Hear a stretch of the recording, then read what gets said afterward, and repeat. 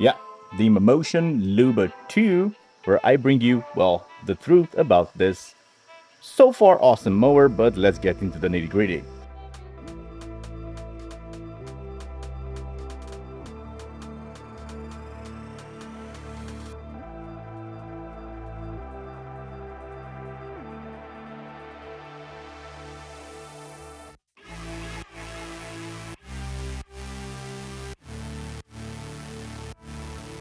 A mower that's so silent that my cat just stays there without, well, basically, it doesn't care too much.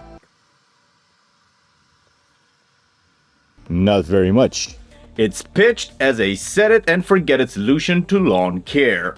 One that uses smart mapping, app controls, and onboard sensors to handle mowing with minimal input. And after several weeks of testing it in my own real yard, well, here's the honest truth. Definitely let the mower trace it automatically, or you can do it manually, driving it around the perimeter for, more precision. Manual mode is especially handy if your lawn has odd shapes, or maybe those narrow areas that you just can't let the rover do it by itself. You can name each zone and tweak settings like cutting height, frequency, pass overlap, and even schedules. You can even delay the mowing when it rains, or maybe assign different settings for each zone and manage everything, well, quite easily from the app. It even has an FPV mode, so that's a first-person view mode, using its onboard camera to give you a live view as it works.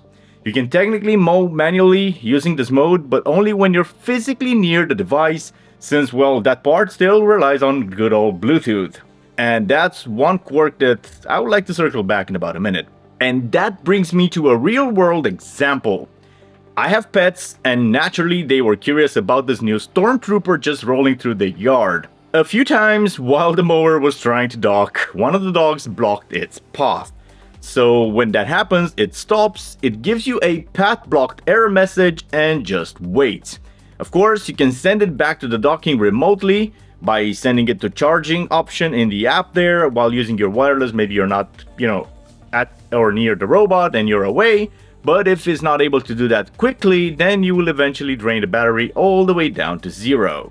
And even if you do hit the recharge button remotely, and if there's a ramp in the way and it misreads it as an obstacle, it won't move. The only fix for this is to actually take manual control over it, which again only works if you're in Bluetooth range, so that means that basically you have to be nearby the robot, where you could also, of course, pick it up by hand and send it home. But yeah, what's the purpose? If you're not home, you're not home, right? Anyway, here's the kicker. You can access the FPV camera remotely. So you can see what's going on, you just can't drive it remotely through the feed.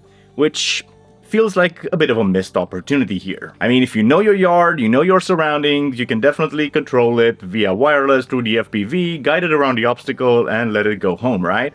I mean, I know I could do that, but yeah, the software doesn't let you do that. Overall though, I could say that this is the smartest system right now when it comes to robotic mowers on the market.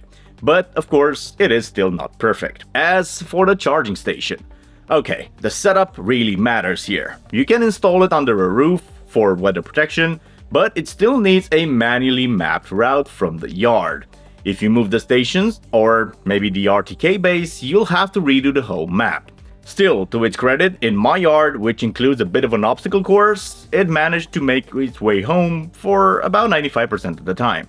And that's impressive. I mean, Mammotion actually says explicitly that its charging station should be right near the yard that you're trying to service, and it should not be somewhere inside, and I basically put it somewhere inside and above the, well, ground level, using ramps to access it, and it still does a 95% good job. So basically, pretty cool, right?